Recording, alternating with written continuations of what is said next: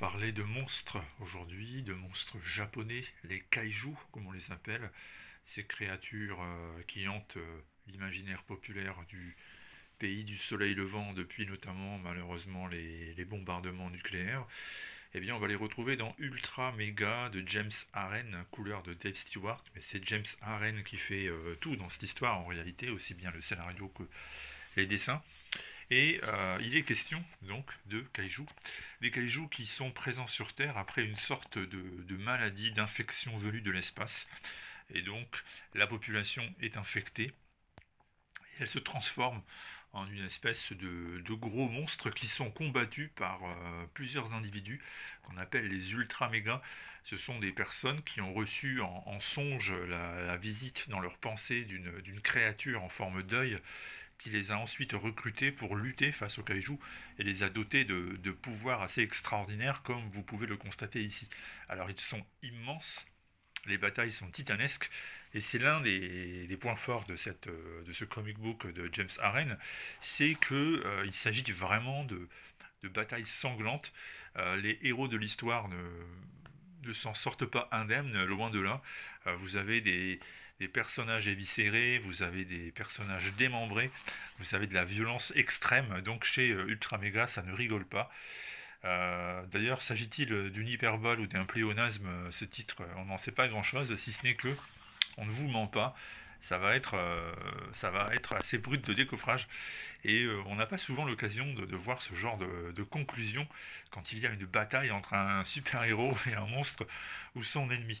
Alors donc je vous ai dit, il y a plusieurs ultra méga, il y a Jason notamment qui est celui qui se charge d'aller au charbon.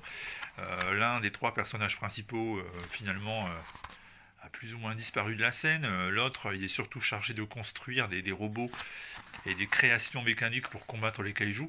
Et Jason, c'est celui qui va au taf, hein, pour dire les choses clairement. C'est lui qui, sur le terrain, doit se taper les kaijus, sachant qu'il a aussi un fils quelque part qui va avoir un rôle à jouer dans cette histoire, et pas forcément un rôle très positif. C'est donc quelque chose de très fort à lire, de très amusant par moments, de très gore à d'autres moments.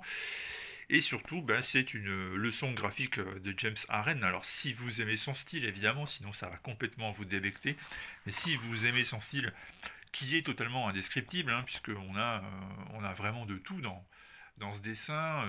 On est très loin du comic book traditionnel, on n'est pas non plus dans le manga, on est très loin de la ligne claire BD franco-belge. En fait, il y a une espèce de creuset, de bouillon d'influence, ça mijote de la première à la dernière page, et ça ne ressemble finalement à pas grand-chose d'autre. C'est ça qui fait la force de Aren. Alors, ça démarre en fanfare, ça se calme un peu par la suite avec une seconde partie qui est surtout consacrée, et oui, je vous mens pas, hein. Vous voyez, je vous disais donc une seconde partie qui est surtout consacrée à crédibiliser le monde post-kaiju, c'est-à-dire une fois que les monstres se sont installés et ont instauré un ordre nouveau. Tout ça nous est raconté donc dans le deuxième chapitre. Il y en a trois en fait dans cette histoire, mais bon, puis après ça repart, ça reprend avec une espèce de jeu du cirque dans lesquels les rares survivants humains qui se dressent encore contre les kaijus vont affronter les monstres dans des arènes. Alors c'est complètement cinglé, hein, c'est complètement barré cette histoire. Il y a de l'invention, de l'inventivité, de l'explosion à chaque page, et c'est vraiment ce qui fait la force de Ultra Mega. C'est disponible chez Delcourt en format oversize, c'est un bien bel objet, un bien bel album. L'opinion, elle est très favorable.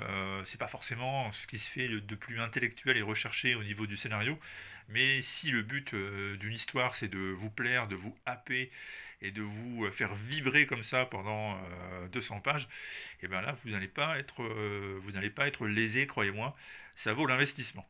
Ultra Mega, tome 1 chez Delcourt. Bah, quand la série reprendra aux States, on aura plus de chances d'avoir un tome 2. C'est disponible dès maintenant, vous savez quoi faire si ça vous intéresse, allez-y. A bientôt pour d'autres vidéos comics. Raison de plus pour être abonné à la chaîne qui n'en est pas une. Ciao.